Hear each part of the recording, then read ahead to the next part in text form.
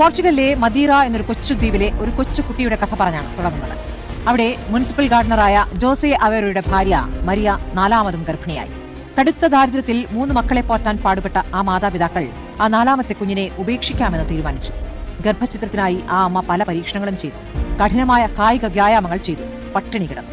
എന്നാൽ എല്ലാ പ്രതിസന്ധികളെയും അതിജീവിച്ച് 1985 ഫെബ്രുവരി 5 അവർക്കൊരു ആൺകുഞ്ഞ് പിറന്നു. Cristiano Ronaldo dos Santos അവേരി.